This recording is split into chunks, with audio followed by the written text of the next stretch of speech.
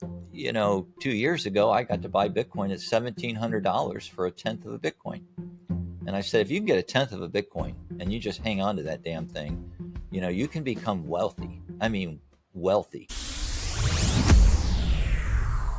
Today, I'm excited to welcome George Bodine back to the podcast. George is a Navy fighter pilot, Top Gun grad, professional artist, and Bitcoin only. Welcome to the Bitcoin Edge, George. Well, thank you. I appreciate your having me here. This is going to be a great day. Like we used to say on the carrier, that we're going to set conditions zebra, batten down the hatches, and then we're going to prepare for impact. I love that. Well, I know a lot of people know you because you have been speaking a lot in the Bitcoin space and everybody relates to your message, but just give us a brief background. Well, that's good that you mentioned that because obviously in your intro, I'll just add to that. I'm like an ex-cop, ex-miner, ex-cab driver. I mean, I've done a lot of different things in life, and yeah, I did go through Top Gun and became an adversary instructor, which was really great. And then I flew with Delta, ended up with a career and a captain there with Delta. I flew all over the world. But everything I say today is not financial advice. And I used to love to work on motorcycles. When my wife first met me, she came into the house. She was dating me at the time. She's a nurse, and I had an engine sitting on the dining room table that was torn apart, just sitting there. And then I had a chopper that I was working on. It was really cool. It ended up in a calendar. It was so neat. So I built a chopper, and I was welding on this old wooden floor, in fact, when she came over. But she accepted me just the way I was, and I used to stick her on the back of that. It was a hardtail chopper. I mean, it was a hardcore chopper, and I'd stick her on the back fender. I did put a little pillion pad on there because I felt bad about it, and she'd just hang on to me. We'd go roaring through the streets. And the other thing I'll say is I had a traumatic brain injury from that chopper. I had a motorcycle accident. It should have killed me, but I survived, and that thing was really dangerous. I mean, it was like a killer.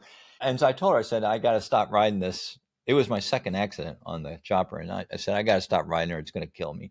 And she said, I'm going to tell you something. If you want, and we were married at the time now. And she said, if you want, you can just stick that chopper. I don't care. You could put it in the house, in the living room, because I used to keep it in the house. And she said, you can just stick it in the house. You can keep it here for the rest of our lives. I don't care. But I knew I'd never be able to stop riding it, so I had to sell it. Uh, and then that's another good reason not to think of this as financial advice, since you're talking to somebody that's had a brain injury. And the good news is, when it comes to Bitcoin, I mean, I've got probably, I'm probably getting close to almost 3,000 hours of study on Bitcoin. I study every day. I was reading about Taproot today and the Taproot protocol and Tether and moving there from that Plan B announcement down in El Salvador. And so, just take everything I say here. I've been wrong many times. I'm going to be wrong a bunch, and take everything with a grain of salt. Well, as Bitcoiners, we know to take responsibility and keep stacking ourselves. What's your message to the regular person out there? Well, it seems like every cycle has got its own theme to it. And the one that I'm hearing, the one that I feel is going on, and I don't know anybody that's watching this or if you're listening, I don't know if you agree with this or not. You can leave your comments or whatever, but it seems to me like what's going on this cycle is that people feel like they're too late, like they've missed the boat. And I even saw this the other day. I was on the deck of a back of the house having a party, and somebody that I've talked to about Bitcoin before, I mentioned it to her, and she said, "Well, it's $100,000 a coin. I'm too late." Well, I'm going to tell you something. I didn't know how to answer that. I suck at orange pilling people. I don't know what the problem is, but I tried to explain to her, well, 2 years ago, I got to buy Bitcoin at $1,700 for a tenth of a Bitcoin. And I said, if you can get a tenth of a Bitcoin and you just hang on to that damn thing, you can become wealthy. I mean, wealthy. Most of the people, I was out having dinner last night, and I looked around the restaurant and I pointed this out to someone. I said, look around us right now. I said, and if you are a viewer and you're looking at me, you know that I'm an older boomer.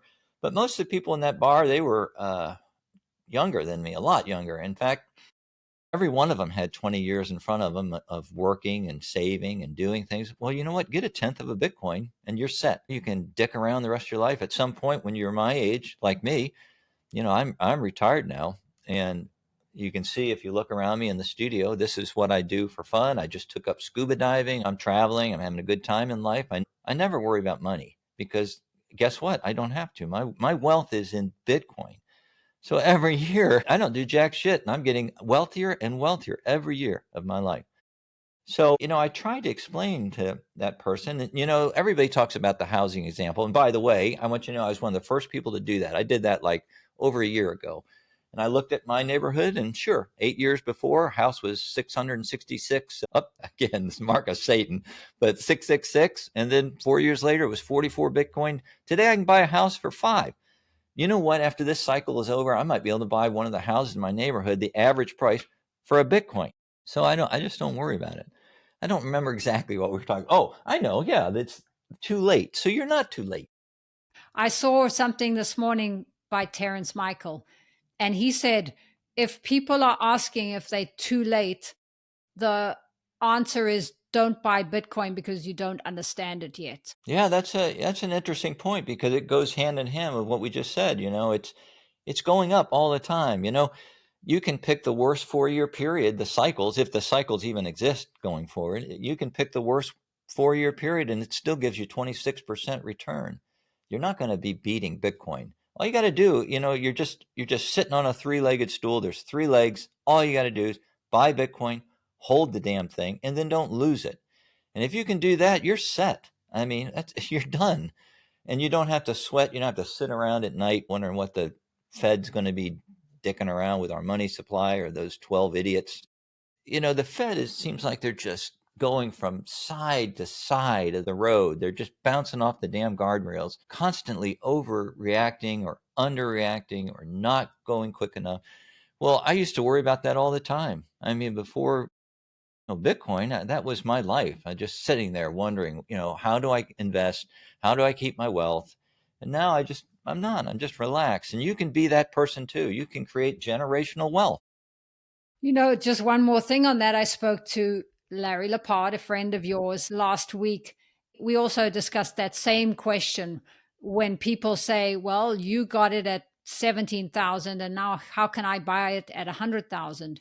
Well, his example was, well, if it's the only life raft off on the Titanic, are you going to say no because because we understand the system is going that way. But in order to get there, you have to really understand Bitcoin. Yeah, Larry and I are good friends. I was talking to him and I was fortunate. I got to read the galley proof of the book ahead of time. Larry asked me if I had some inputs, and I don't feel qualified to help Larry with writing, but I mean, I made a couple of things, but it's just such a great book. I mean, it's a page turner. And I just got the book. I'm going to give it out. I ordered like 6 copies on Amazon, and I'm getting hard copy from Larry. I'm going to pass that thing out. I mean, I think it's the best book I've read in decades on why. You know what? If you were to ask, why are we sitting here where we are right now? I think that is the best book I've read on how to explain that to somebody. Once you read that book, it's so damn clear. And, Larry's he's like me, he and I, we're just grunts. I mean, we're like warriors in the trench. I mean, we're not Jeff Booth. We're not the general out there directing things. We're just fighters, and we're just pushing forward.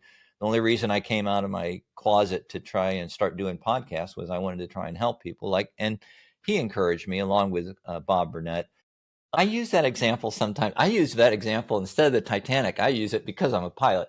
I use the parachute one. You're in that parachute. You look out, the engines are on fire. We're all going to die. And I've got a parachute, and my parachute costs $1,700. I bought it back there 2 years ago. It's a tenth of a Bitcoin. And then you got some jackass behind me, and he's standing there without a parachute. And I'm not giving him mine. But if there's a parachute on there for a tenth of a Bitcoin, it's $10,000 today. He's going to say, "Give me that damn thing. Here's 10 grand. Let's go." Bitcoin's going to $1 million a coin. I'm an idiot, but I do know some things, and I am telling you without any doubt that's where it's headed.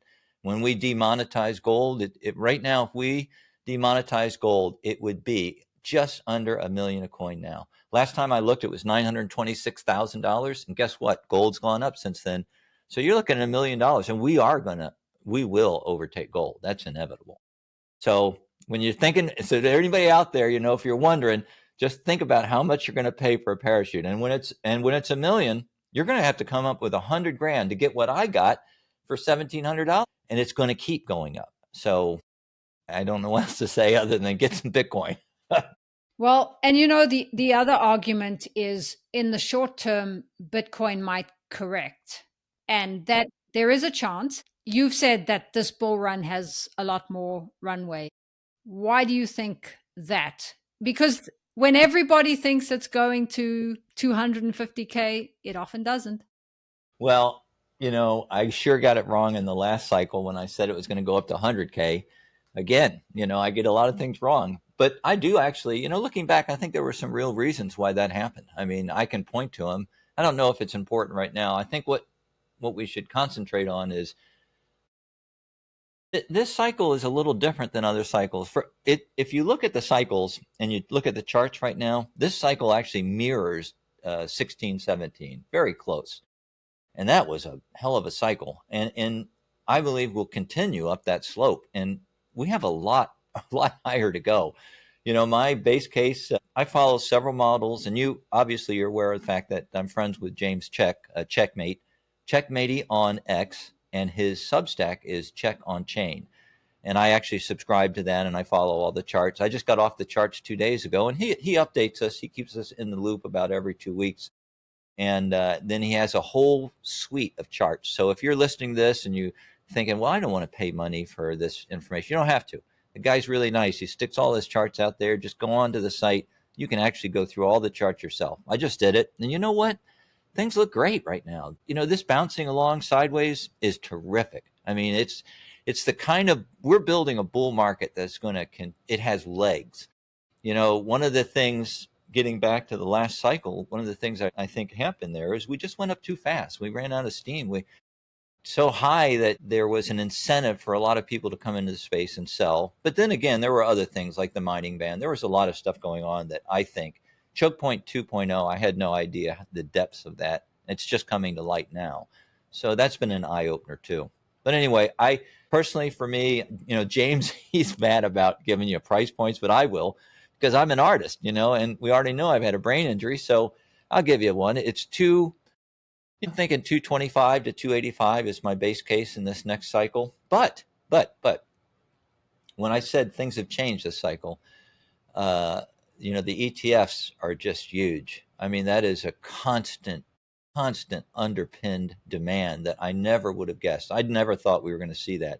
And surprisingly enough, about 80% of those buyers are retail. I didn't know that until recently. Van Eck put out some data, and that's what their estimate is, plus high net worth individuals and retail.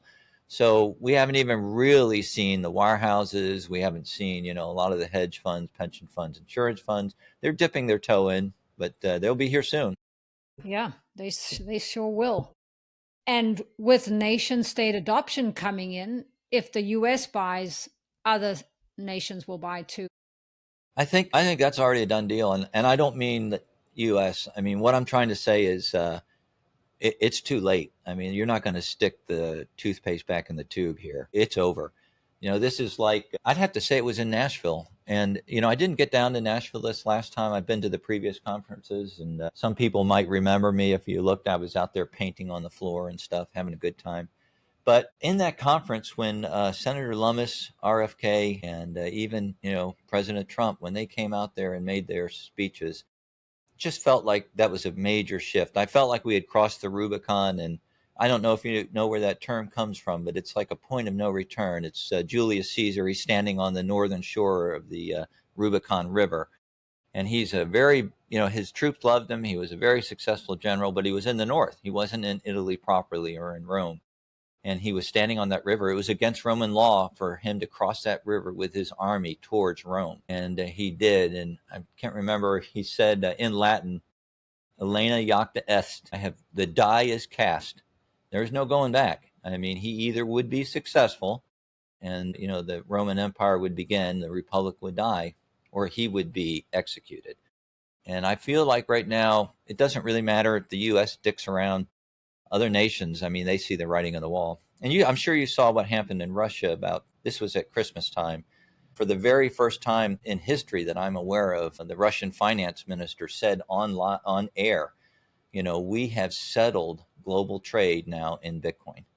That's a pretty powerful thing. And Putin, his comment about who can stop Bitcoin, nobody.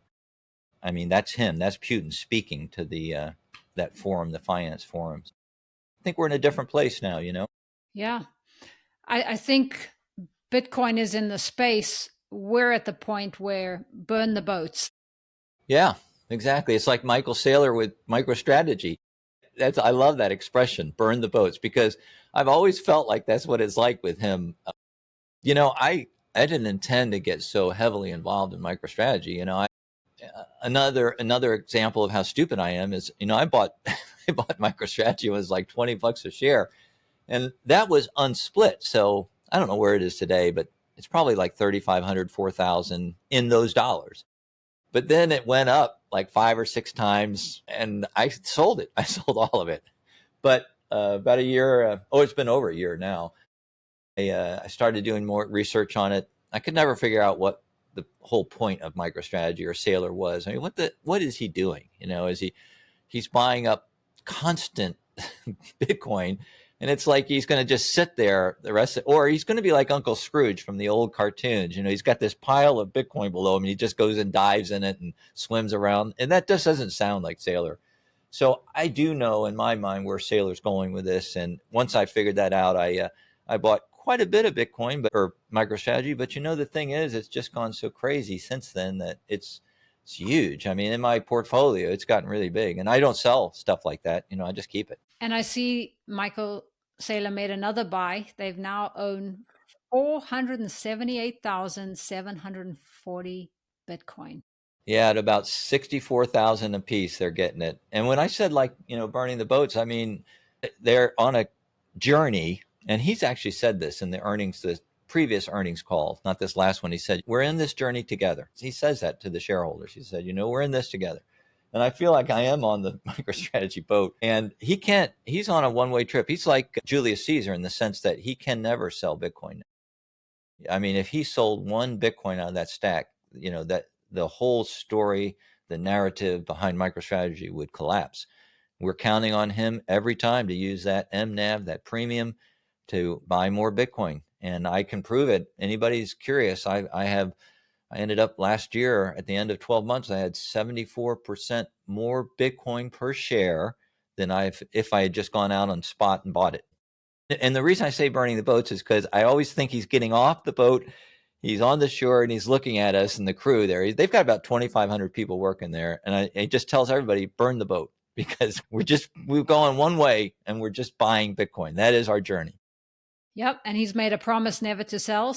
Yeah. Do you think when Bitcoin corrects, MicroStrategy will have a problem? Never. Not at all. There's not a price that it's going to go to where they have a problem. Most people don't understand that. When they issue the ATM, it's capital right onto their balance sheet. The debt instruments they've issued, they're not carried on their balance sheet. Bitcoin would have to go down to like $3,000, I think, before they ended up trying to cover. And most of these debt instruments are already in the money.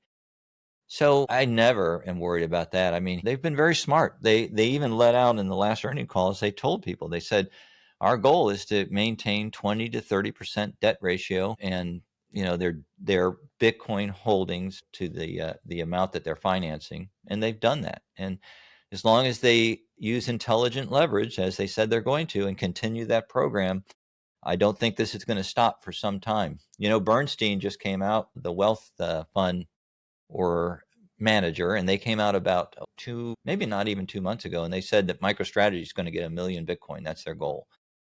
And their forecast, they put on a new price target of $600 a share. And I think that's really low.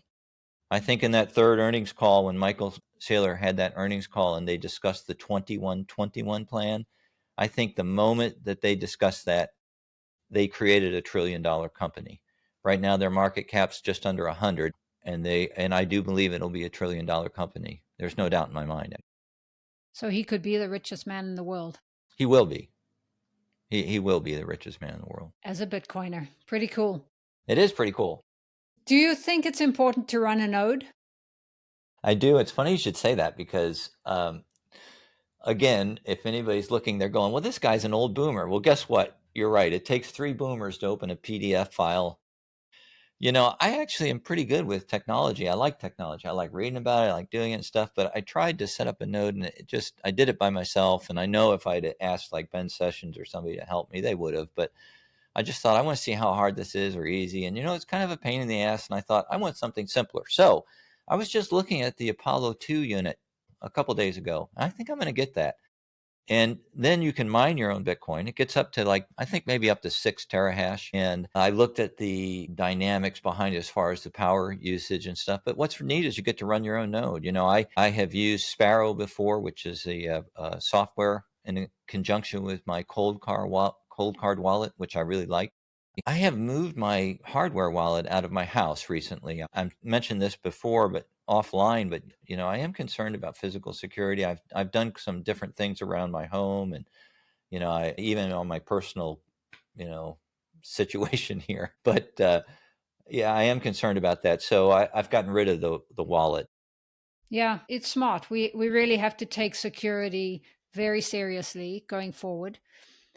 And I just brought up the node because I've been listening to, Bitcoin University on that and the importance of having many nodes all over the Bitcoin network so that when these big entities buy Bitcoin and there's a lot of Bitcoin in one place, we still have those nodes spread across the world.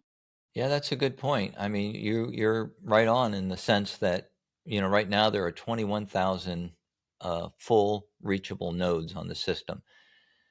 And when you think about the role of a node, and I just mentioned using Sparrow, to get a transaction on the base layer. Well, to do that, when you send or receive, you have to find a node. You must use a node to connect to the Bitcoin network. Otherwise, you won't. So most people, when they're using a hardware wallet, and a lot of the ones that are produced today, they're using that company's node instead of their own node. So you are, trusting them in one sense. And to have your own node empowers you like that. And once you get that onto the node's template and it broadcasts to the other nodes, it's almost instantaneous that your transaction then is broadcast across the network. So having that network widespread and diverse is only good for Bitcoin. This other subject that I was talking about, as far as maybe not transacting on the base layer, that might be in the future someday. And then the other, because of fees. And then the other thing is, for me personally, I'm probably not going to be transacting on the base layer again unless it's through, like, say, a custody, a multi-sig arrangement, that type of thing. Yeah, that makes sense. So I was just thinking about your background and you've reinvented yourself so many times. Do you think that makes you also a risk taker? Do you think that drew you to Bitcoin? I definitely am a risk taker. You're right about that. I mean, I have done that.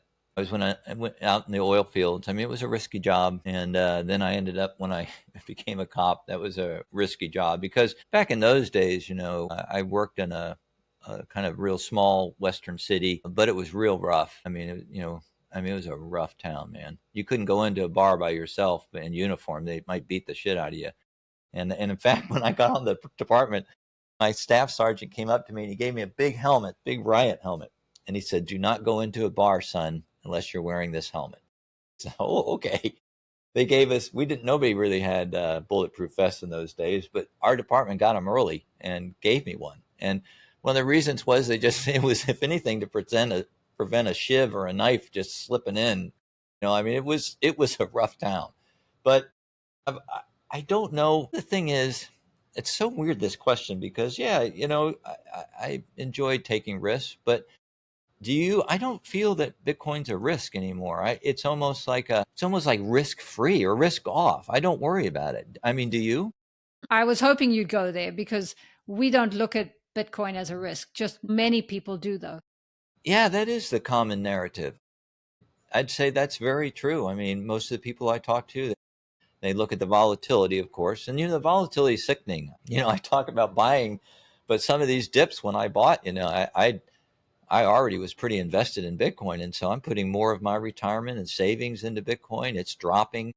I'm wondering if I'm doing the right thing. Sometimes you almost feel like you're going to go walk around the block and get sick or something. I mean, it's serious stuff. And, it shakes you out. Most people can't handle that.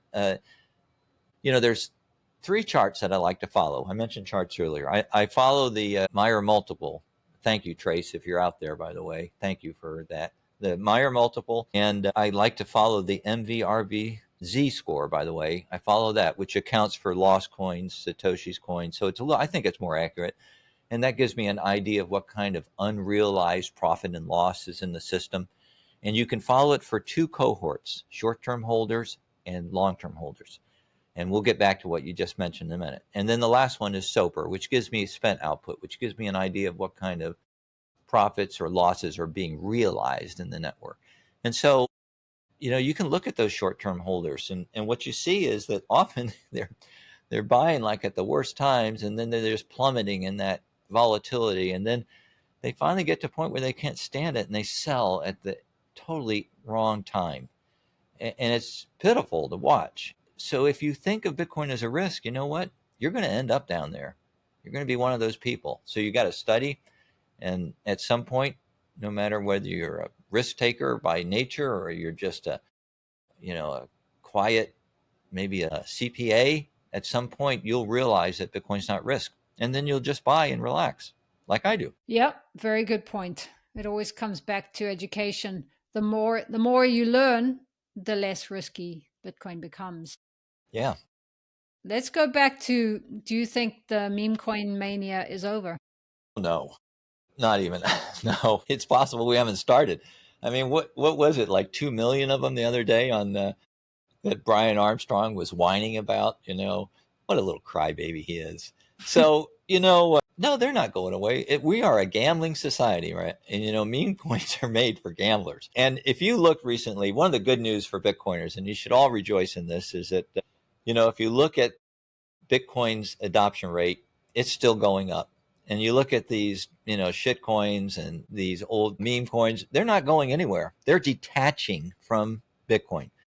That's great. And I'm talking about like market cap, how much we account for the network, it's just growing. And I think it's well over 60% now. And so that's terrific. But these meme coins, this is gambling. And people, for some reason, actually, I know why, but there's a reason why people are gambling in this country. And it's a kind of a sad state of affairs that's tied to a really big macro picture. And which is one of the things that Larry's book discusses. How do we get out of this nightmare? Yeah, it's kind of sad to see, but I don't think it's going anywhere. There'll probably be 3 million next week or something. And then, you know what? It could be just like the NFTs, just die on the vine. When people have had enough pain, it'll die.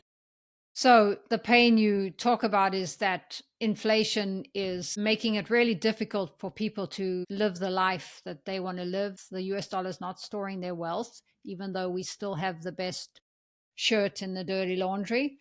And people go into gambling because they're trying to get ahead. But like many of us, they learn the hard way and eventually find Bitcoin. That's the hope. Yeah, you're right. Yeah. Yeah. So, what have you learned this year from your studies in Bitcoin? Well, I really have been spending a lot of time working on this idea of scalability, like trying to get in my head how this is going to work in the future. I went back to some of the discussions between Hal Finney and others, and even Satoshi, talking about scaling in the base layer and layer two solutions. I mean, this was something that was being discussed a long time ago. Hal Finney, he's very clear in one of his posts about this in 2010. I mean, this idea of where we're going to go next, which is the repeal of SOB 121. And it's very obvious that he sees a future where Bitcoin is like the reserve asset on a balance sheet, and that tokens would be on this system backed by Bitcoin, and that Bitcoin would be collateral. I think that with that repeal, I think we're going to see more of that. You mentioned the buy, borrow, die dynasty. Tell us Yeah. why you think that's coming. Well, that's a good question, because that ties right into what we just said. I mean, And, buy, borrow, die, that's not my moniker. I mean, that's been used many times. It's an investment strategy we can talk about. I just add dynasty to it because I think that's going to apply to Bitcoiners. I mean, you're going to create, a dynasty. If you're listening right now and you're holding any kind of Bitcoin at all, I mean, you are going to create generational wealth. And if you're smart, you're going to keep it. You'll never sell it. When you look back and you think about families that have preserved wealth over a long period of time, they have done so using that strategy. And what they're trying to do is they're trying to buy assets that will provide a rate of return that's greater than either the cost of capital or the inflation rate. They're trying to preserve their wealth and at the same time grow it. Now, traditionally in the past, that's been through land or owning your own banks, like the Rothschilds or the royal family or the Arnauts with their name brands. But today, I don't think that you could find anything on this planet that could provide a greater return going forward over the years than Bitcoin. In my mind, it's Bitcoin. I wouldn't even, if you're familiar with opportunity cost, that means the cost of what when you pass up an asset, that is what you just lost. So you're in a very place where real estate's incredibly expensive and going up all the time. And if I gave you $1 million right now, let me ask you, I mean, would you buy real estate right now or would you buy Bitcoin? So I just sold my investment property for Bitcoin. Well, that answers the question, doesn't it? So it's very obvious that it's Bitcoin. Yeah. So if Most, you I buy, would put at least 80% in Bitcoin. and that's smart. I'm not saying that you're going to put it all in Bitcoin so you have just enough money for a sandwich. No, you probably have other things you want to do in life too. I like watches. I buy watches once in a while. I just love watches. It's an illness. But anyway, so what I'm trying to say is that all those Bitcoiners that are listening right now, if you're watching this, you have that opportunity. You can create a dynasty just like the Rothschilds, and that dynasty can live on past you. And most Bitcoiners will say immediately, well, that's not true because let's say I had, a lot of money in Bitcoin. I can't eat a Bitcoin, can't live in a Bitcoin.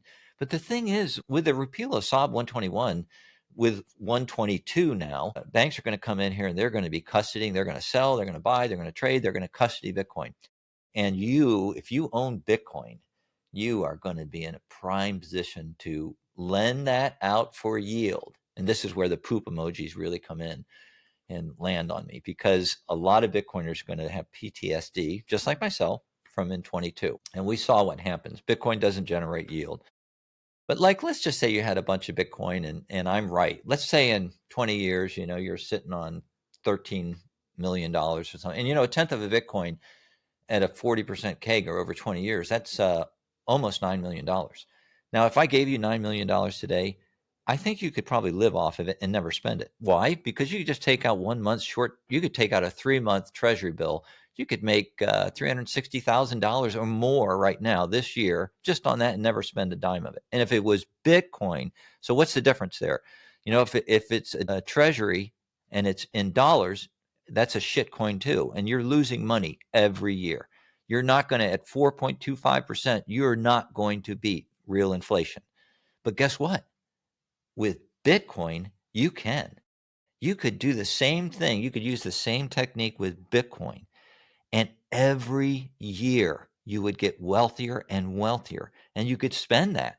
You could even take out buy, borrow, die is you're basically taking out small loans, maybe every year, every 3 years, intelligent loans, just like MicroStrategy. You're just paying things off as you go. And you're educating your family about how this works and why you never sell the Bitcoin. You're establishing trusts. You're maybe charitable trust also. You can keep that wealth just as the wealthy families do today forever. So that's kind of what that philosophy is about. Well, Bitcoin is pristine collateral, right? That's what Mm-hmm. I think Leon Wankum says. I'm speaking to him tomorrow, and he's saying the same thing as you. So there are many smart people out there saying that now. And the thing is too that I didn't mention this, but when you think about it, what's the interest rate on your loan going to be? So if you look at right now, today, that it sucks. I mean, you would not do that, what I'm talking about today. This is in the future when all these banking products come in and they're all going to be trying to get your Bitcoin. So if Bitcoin generates no yield, then if you're receiving yield, you have a risk associated with that. It's up to you, the Bitcoiner, to figure out what your level of risk tolerance is, like we talked about, and how much of that Bitcoin you're willing to put at risk. And if you can figure that out and you're comfortable with it, so you sleep well at night, then you've got it made. And I'm not saying that there won't be problems, failures. MicroStrategy, Saylor talks about doing this. So he sees this as a future where Bitcoin is tokenized behind banks, where they're using it as a reserve asset. He even mentions names, JP Morgan, Goldman Sachs, talks about the fact that what if you're in a country that, with its own printing press backing the currency? What if you have FDIC insurance on these small amounts that you're willing to lend out? There's a lot of things coming. We just don't know what it is yet. True. It's exciting. It is. So, just to end with, George, tell us a little bit about your art and how you went from all these high octane professions and now you are a calm, quiet artist. I'm many things, but I'm not calm. Sometimes I love to paint when I'm just throwing shit all over the studio, and I'm always pushing my boundaries with my art. I am constantly. You see behind me, that shoulder, you can see Dorian Nakamoto, the CEO of Bitcoin, and I've got air quotes up here for people that aren't watching. And there's an actual one of those little gold coins in it, And then on the bottom, I don't have it right now because I had to get a new one shipped in, but I've got a Mars lander, a miner, and it's plugged into that. And so when it's running, it actually lights up and everything. There's a little miner that runs back and forth with, he's like mining Bitcoin. And so, yeah, I don't stay static there. The thing is, I don't really want to talk about my art, but what I would like to talk about is that one of the things I do is I just try to create things that make me happy. Some of these paintings, that they're done with archival materials, they'll last 200-300 years, no problem. They'll probably need a cleaning, and they could go more. I mean, they could last centuries. But a lot of Bitcoiners, you are going to be in a position in the future where you can get off this damn hamster wheel where, both family members are working. If you could mine the kids out to work, you might do that. I mean, everybody's trying to work, trying to just keep their heads above water. And that's a fiat world. That's the fiat world that we live in. And, there is going to be a future, and it's coming. And it is going to be sound money. It's going to be Bitcoin. And when people say sound money or hard money, what they're talking about is money that can't be inflated. It's tied to something. And that's coming. And I don't know how it's going to transpire, but I know that Bitcoin is going to become a bigger part of the world's wealth system. And at some point, you're going to be able to get off the damn hamster wheel and do some things you want to do in life. Do something good in life, or some hobby, play a guitar, do woodworking. Go out there and just, maybe you want to change your life around and exercise or something, or different, go to the Himalayas, or maybe over in some maybe in Bhutan, and, take up a new religion or a way of living or something. And that will all come true if you just do like I said. All you got to do is get the damn Bitcoin, hang on to it, and then don't lose it, and you'll be fine. I'm hearing time is our most valuable resource. It is. Yeah, time is finite, and health is more important than wealth, and time is finite, and love conquers all. I mean, if love's above all of them, if you can find somebody that thinks you're the king of the mountain, like I found somebody who treats me like I'm I mean, she treats me like I'm a king, and it's pretty cool. And you find somebody like that, it puts you in front of them. I mean, I do the same thing with her. She is my number one thing, and I still, like, sometimes I mean, I like to open the truck door for her and stuff. And I mean, she's my queen. She treats me like a king. I treat her like a queen. And so, yeah, you find somebody like that, got your Bitcoin, man, you are set. Here, here. What a great place to end. Thank you, George. Tell us where people can find you. If you're interested in my art, you can just type my name in Google. But really, the only social platform I'm on anymore is X. I mean, I wouldn't even waste my time with these other things. X, I mean, I really was not a fan when Elon Musk took over X, but I was, again, I was wrong. And so I'm on X. Just type in my call sign that I had in the Navy when I was in the fighter community. It's Jethro. It's capital JETHROE.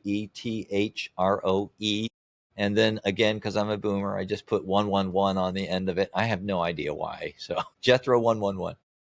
Thank you. Thanks so much for joining me. Well, you're welcome, and everybody have a great day. It's a new world, and we're gonna have fun.